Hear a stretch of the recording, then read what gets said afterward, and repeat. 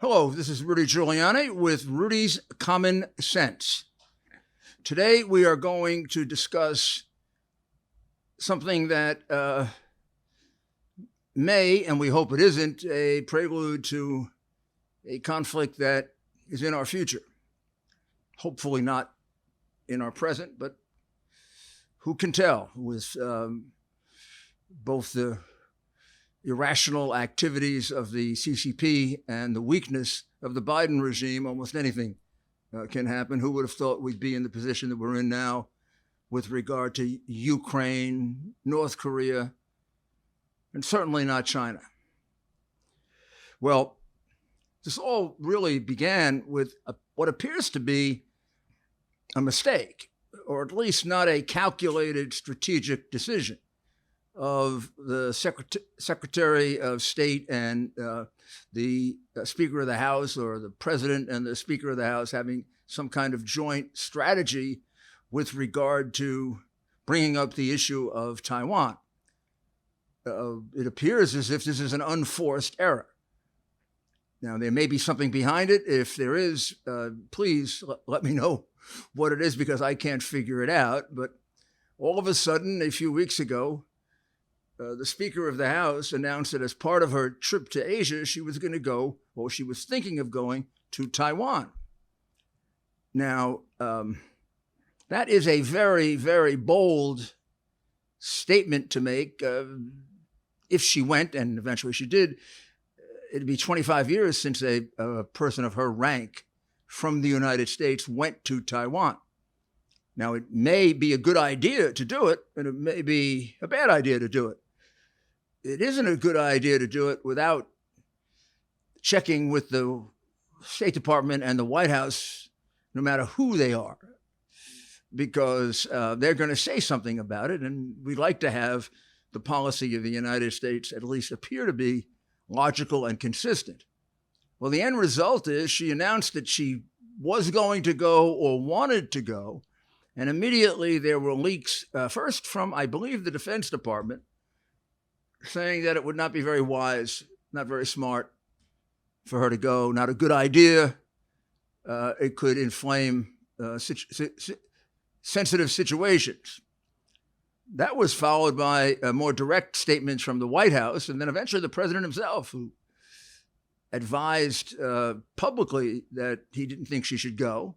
And they made all kinds of threats about what would happen, including suggesting pretty clearly they might shoot down her plane.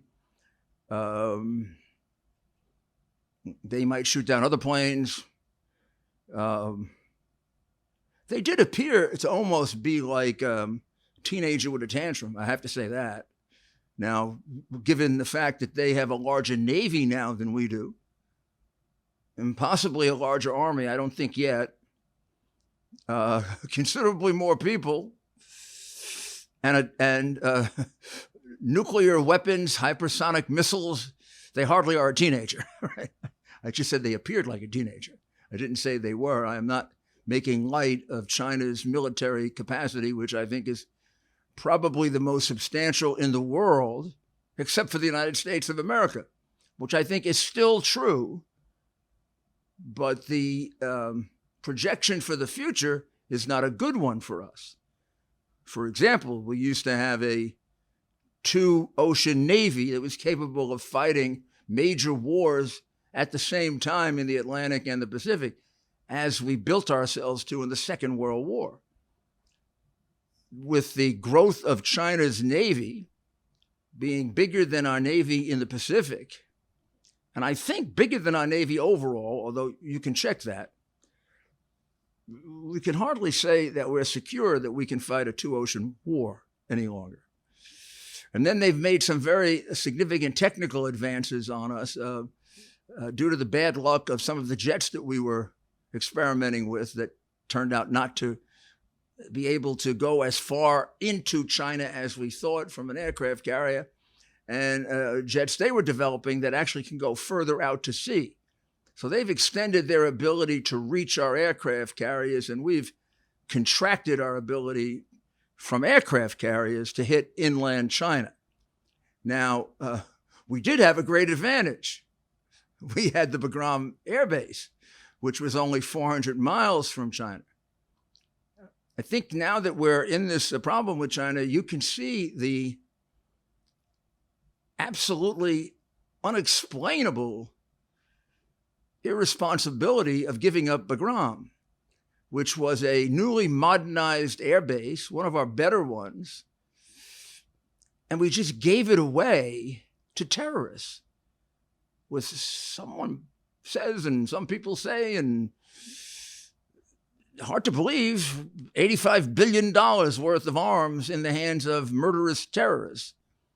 But maybe worse than that, we gave away an incredible strategic advantage against China, an air base 400 miles from their shore or from their border, which in the era of supersonic missiles, even hypersonic missiles and airplanes, it makes all the difference. I mean, if you know anything about nuclear defense and you've studied the Iron Dome as I have, you realize that one of the challenges of the Iron Dome is the quick response of 12 minutes, 8 minutes, which, although it is quite effective, everyone that has operated that has told me it could be 100% if it had more time.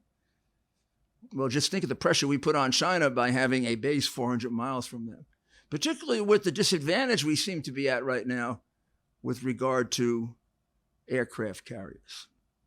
Having said all that, sounds like none of this was considered, as it should be if we had a mature administration or an intelligent administration or an administration made up of intelligent people who had the best interests of the United States at heart. Who knows why Nancy Pelosi wanted to go to Taiwan? If she wanted to go in the best interest of the United States, that would be unusual for her. And it also was never articulated as to exactly what her reason is. She's not passing any legislation. She's not suggesting any initiative. She's not trying to illustrate any point. I mean, personally, I'm a strong supporter of Taiwan. And once she announced she was going, I was one among many that felt she had no choice but to go because you can't back down. Question is, why did she say she wanted to go in the first place? And did she know that her administration would be opposed to it? Which, even if you don't agree with, puts your country in a very strange position. The Speaker of the House, the number 3 person to the presidency, wants to go to Taiwan. The president doesn't want you to go. It illustrates even more dramatically the fact that we have no strategy with regard to Taiwan. I mean, part of the weakness of our position is that China has a very definitive strategy. Xi Jinping has stated very clearly is to dominate the world by 2048. He wants to surpass the United States by 2048. Well, you keep that in mind as we take a short break, because that's quite a thing to keep in mind, and we'll be right back. Not long ago, Mike Lindell, the inventor of MyPillow, and his team fit me for my very own MyPillow. They also introduced me to their wide assortment of other incredible products, like their mattress topper, their sheets, towels, slippers, and more. Sleep is incredibly important to me, and I can assume for all of you.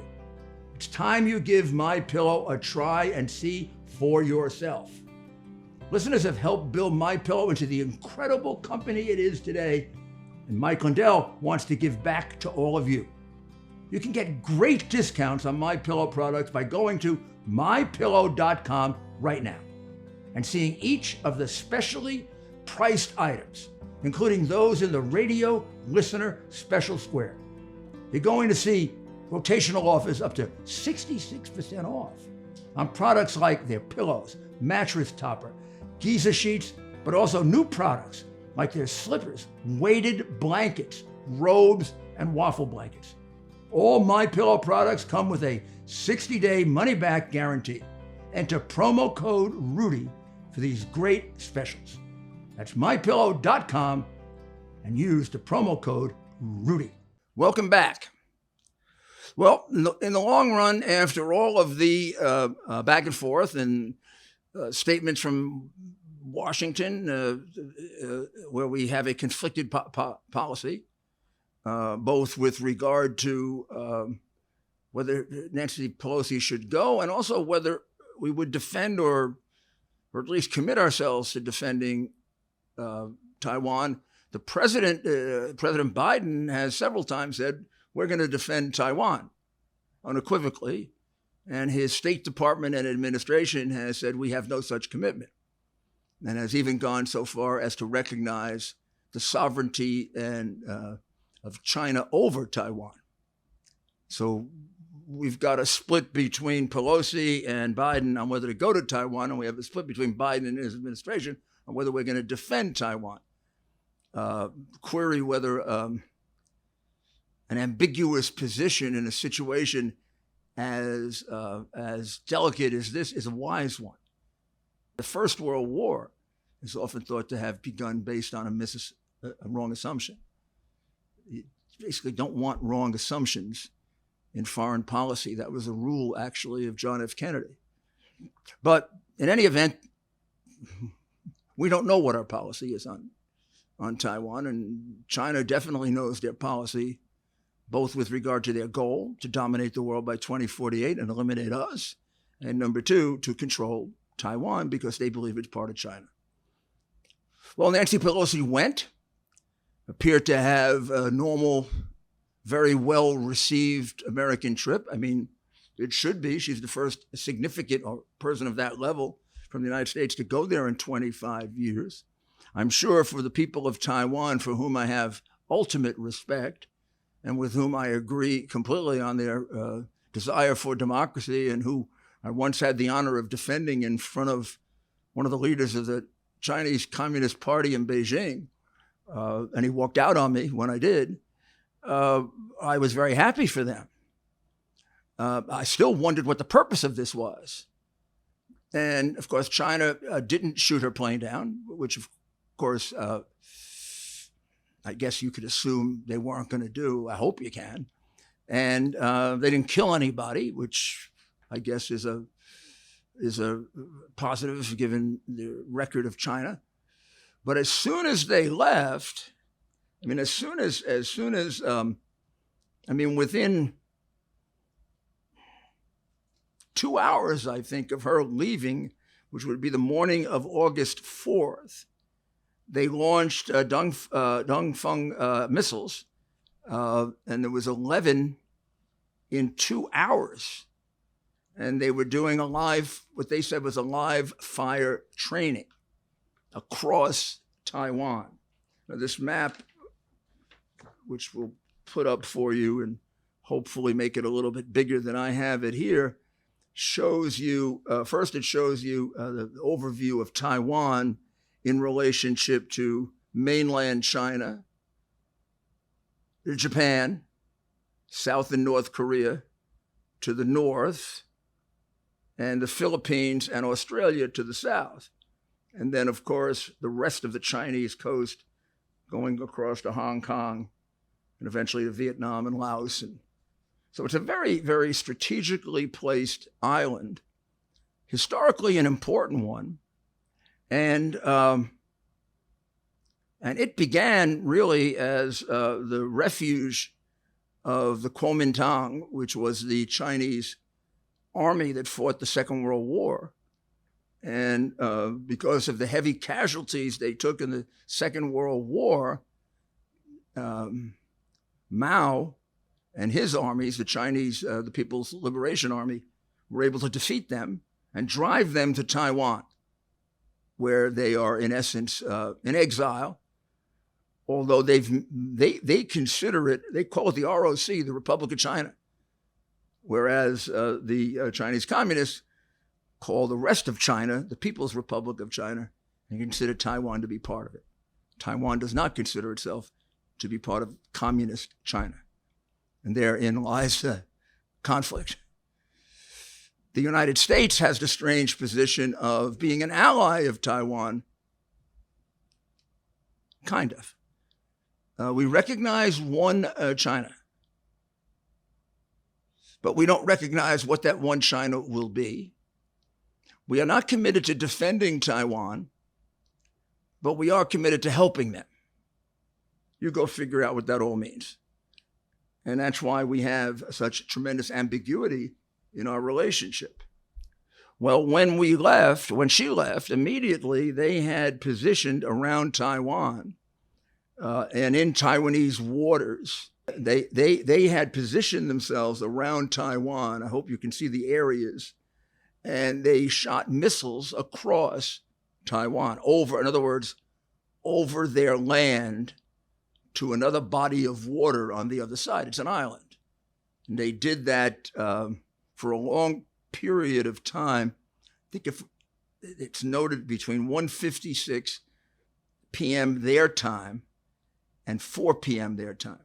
So for roughly 3 hours and a few minutes, missiles, these Dongfeng missiles, were flying over Taiwan, which I believe is the first time that was ever happened.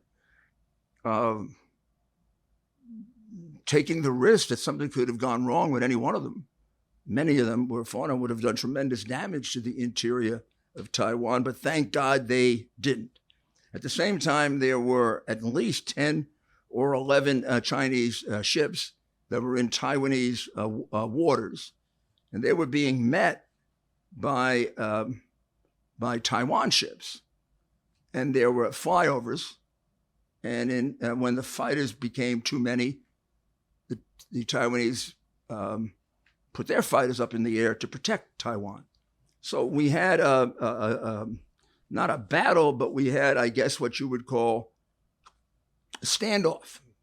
China, this was an unprecedented live fire drill. I said 5 areas. It was actually 6 areas that ring Taiwan.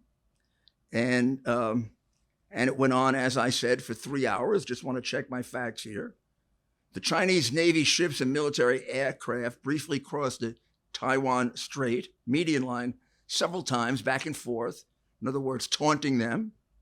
By midday Thursday, military vessels from both sides remained in the area and in very, very close proximity. And Chinese Foreign Minister Wang Yi went on at great length about Pelosi causing this and her behavior being manic.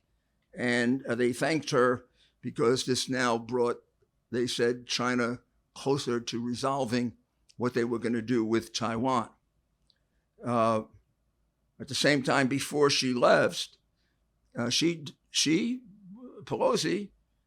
pledged the U.S. support for Taiwan and stated clearly and unequivocally that the United States and the foreign ministers of the Group of 7 would not abandon Taiwan. So just to be clear that we have the facts straight, it was actually 6 live fire military drills in 6 areas that ring Taiwan, with the missiles going over China. Then the Chinese Navy ships and military aircraft were crossing back and forth across the Taiwan Strait median line, which means coming into Taiwanese waters, and they're being met by Taiwan aircraft and military and Navy. And I mean, really, if you wanted to consider this a blockade, you could, because it would have been impossible to get anything in or out of Taiwan during this period of time. And as any number of defense experts noted, blockade is an act of war. But to keep tensions low, neither Taiwan nor the United States recognized it as such. And China did say at one point that they were doing this to show that they were capable of blockading. They wanted to show their capacity of being capable of blockading Taiwan. They've done things similar to this in 1995, and but never at this level, and never at the level of these missiles flying over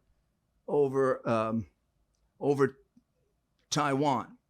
Now, this happens at a time of great significance for China. So wasn't exactly all caused by Pelosi. Well, first of all, they're having tremendous financial problems. Particularly property values are plummeting to nothing. And people are losing all that they own because of their very, very stringent COVID policy. They have a very stringent COVID zero policy. Xi Jinping actually believes he can wipe out COVID, which of course is scientifically impossible, but I don't know that science has ever stopped China from doing anything, including decent science. I mean, they after all caused CCP virus and spread it around the world. Now he wants to wipe it out, and in so doing, he's closing down city after city and coming pretty close to destroying their economy. And so their property crisis is becoming a real problem, and their economic slowdown from this zero COVID policy is significant. So they have an unhappy population, and they're coming upon their 20th national conference, which occurs every 5 years. And this is the conference that's going to really make him the dictator. He's going to get another term, which is, have the Constitution has been changed like they do in banana republics. Banana republics typically have a two-term limit, and they get to the second limit and they extend it and they become the president for life. He will now become the dictator, which he really is. He'll be recognized as the dictator that he really is. As part of their attacks, they accused the United States of collusion with Taiwan. There comes that word collusion again, which of course we don't know what it means, but I guess we're colluding with Taiwan. If we are, this is the most ambiguous collusion because Taiwan doesn't know whether we're going to defend them or not. And Li Zuosheng told General Milley, who's it's really impossible to believe that he's actually still there. General Milley, who was going to warn China if Donald Trump ever thought of attacking them. It's hard to believe he's still there. He was told there was no room for compromise on issues involving its core interests, including self-governing Taiwan. Whether Miley said there are things you can't compromise with the United States because we're tougher than you are, I don't know.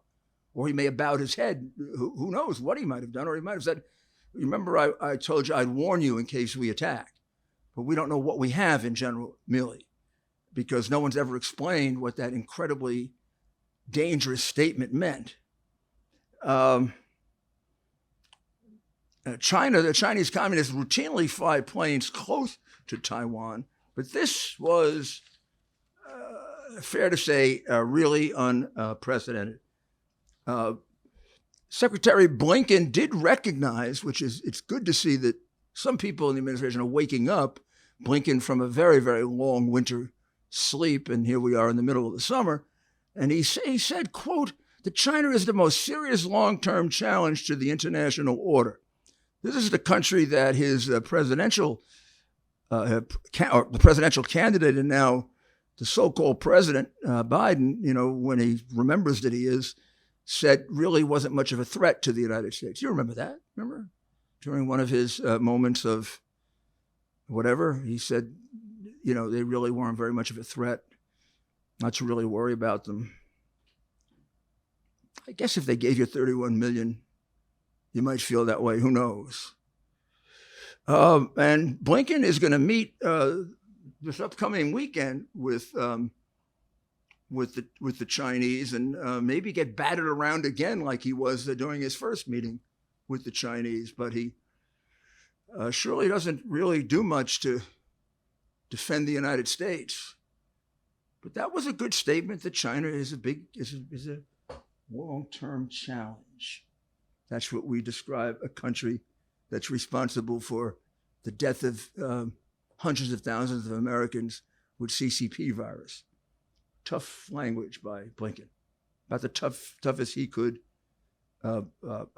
muster, I would imagine. Also, just to complicate things more, of the 11 Dongfeng type missiles, 5 ended up in Japanese water. which creates a whole new issue with the Japanese, who are going through their own change of, well, not change of government in terms of political party, but change of personnel. But the party itself is a conservative party that does have a commitment to further militarization of Japan. And I would think this would push them more in that direction. Having their space basically attacked really does, I think, create an incentive for that to happen. So if you take a look at this map that we'll also put up, you'll see that Taiwan was basically surrounded. They were surrounded by these areas where the Chinese missiles, the Dunfang missiles, were shot over Taiwan, and then five groups of them ended up all the way over here in Japanese territory, and that obviously that creates a whole issue of its own. The problem that it doesn't solve, however, is now that this is over, and it's going to go on for a few more days of attacks, and I don't know if it's over, but it appears as if that's going to be the extent of it. Another few days of this saber rattling and threatening. We're still left in the same place we were. We don't know the policy of the United States. Will the United States defend Taiwan or not? When the president came out and said that, his State Department contradicted him. That's a strange situation. And he has left it that way. Now it's happened twice. So basically our policy is a conflict between president on the one hand, the State Department and our military on the other, and now the Congress, because Pelosi developed a lot of Republican support for her position. So it looks like we have 2.5 different positions on China. We've got Biden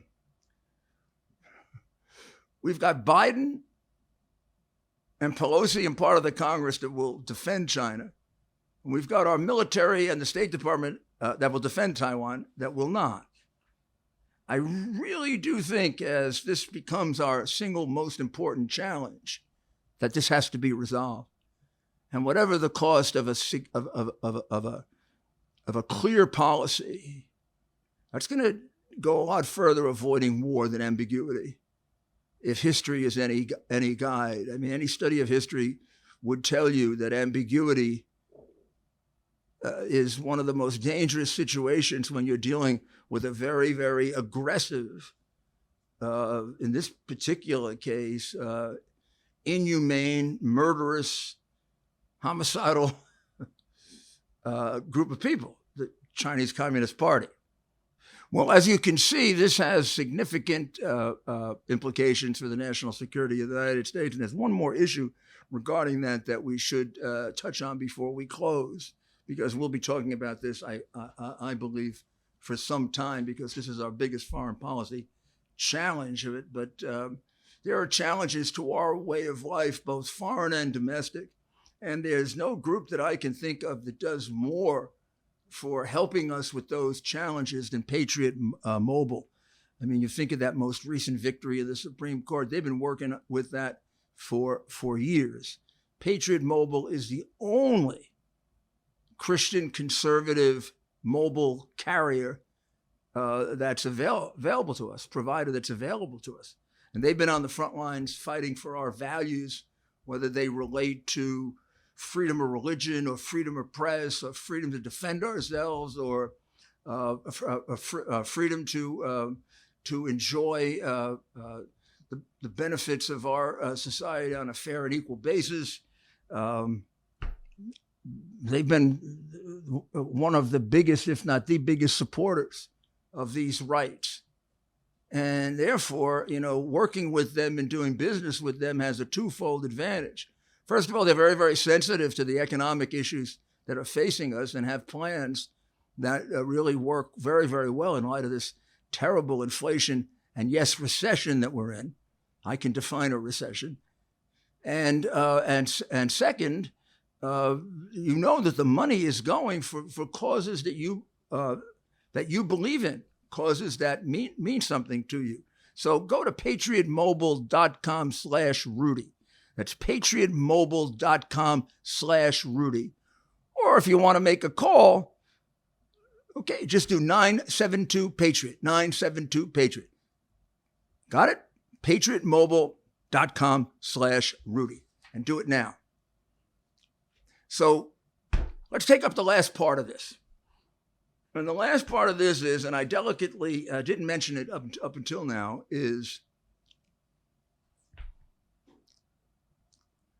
the President of the United States and his family received a bare minimum $31 million in a 5 to 6 year period from the Chinese Communist Party.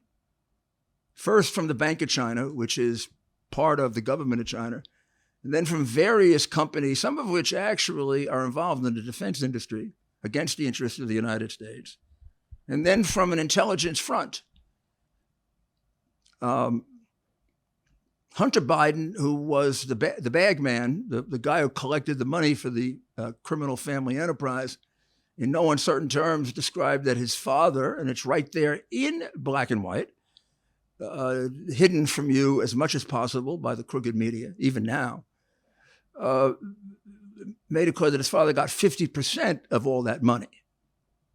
So the Chinese Communist Party has been paying off the Biden family and Joe Biden himself very handsomely.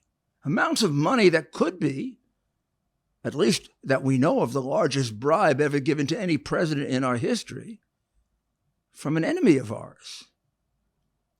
I don't know what's happened to us. What's happened to our non-existent justice system, or FBI, or Department of Justice.